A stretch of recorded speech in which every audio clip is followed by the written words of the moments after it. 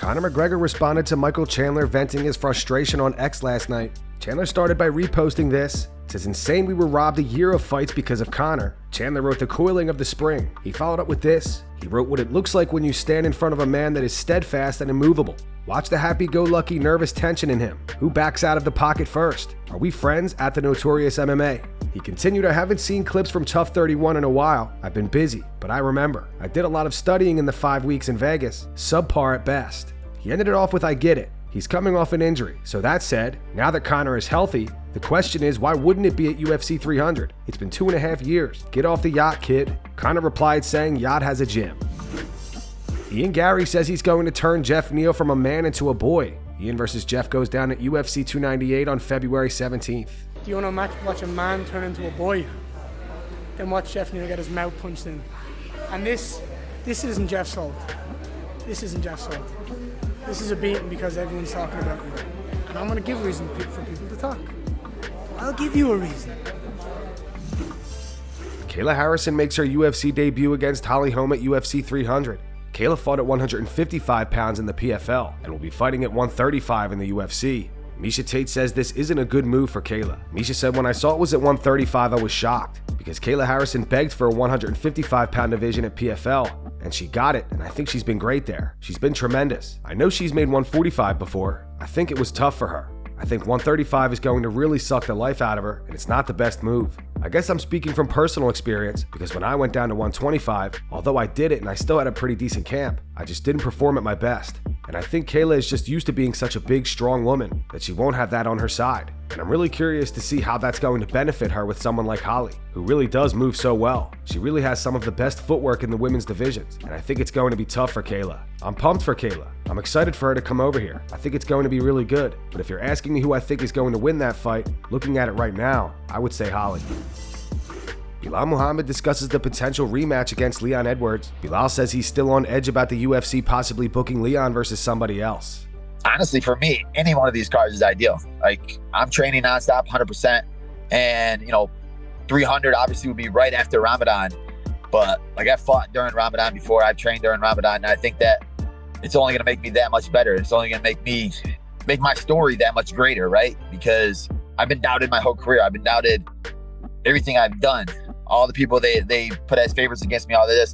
So it's going to be another obstacle that I think that I can't overcome, and I'm going to do it. And it's going to make me the world champion and make it that much sweeter.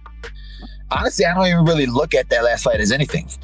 It was literally 4 years ago. I was a whole different fighter. And the only thing you really could tell from each other is the strength. And you could feel him. And, I felt a lot stronger than him. You could say, oh, I felt distance, speed, yada, but it's like a lot of stuff changes in 4 years. Mm-hmm. The guys that I fought since then, I've had to go through so many different styles of a striker and Wonder Boy, a grappler and Maya, Gilbert Burns, Luke A, Tom Brady. Like, I've had to go all these different styles, and every one of those camps I go through, it makes me a better version of myself. So I think now when he goes in there with me, it's going to be a whole different fighter, a whole different person. So if he's looking at that fight like, oh man, it's going to be a continuation, he's going to be in for a rude awakening.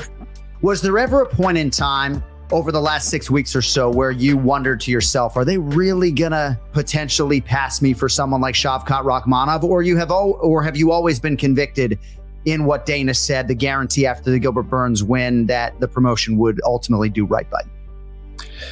I mean, I've definitely been on edge 100% until I get a contract. Even now, getting that interview from Dana, people are still messaging me, congrats. I'm like, bro, congratulate me when you see a poster with my name on it, right? Because I've had to go through so many hurdles.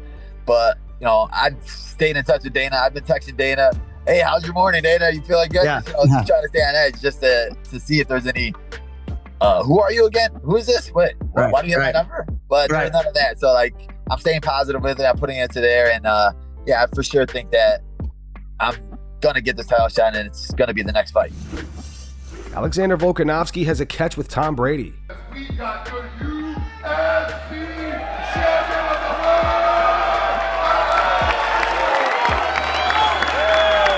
world. See, there's part of me that says man, I can't make it that easy because they're gonna go back and they're like, oh, that was easy. I caught a pass. So sometimes I like to make it a little hard.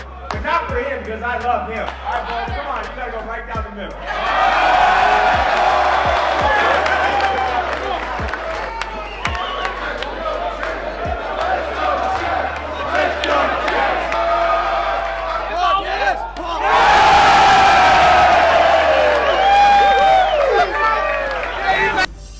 Henry Cejudo may be retiring if he loses to Merab. The two are scheduled to fight at UFC 298 on February 17th. On the HJR experiment, Henry said, "This is for the #1 contender spot.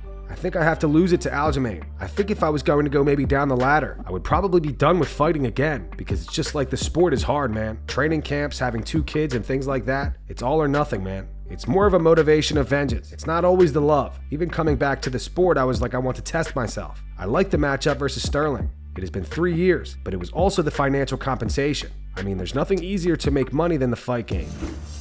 Jamahal Hill feels disrespected by the UFC. Jamahal is not happy at the fact that he was never in the top 10 pound-for-pound rankings, despite winning the UFC light heavyweight title. At the moment, the rumor is the UFC is working on Jamahal versus Alex Pereira. However, nothing is official yet. On the Overdogs podcast, Jamahal said, "When I won the title, I can't think of the last time somebody became a champion and they were ranked outside of the top 10 pound-for-pound. Go look at anybody else who's won a title. Sean O'Malley, it doesn't matter who it is. They were put in the top 10. Alexandre Pantoja, they were all put in the top 10.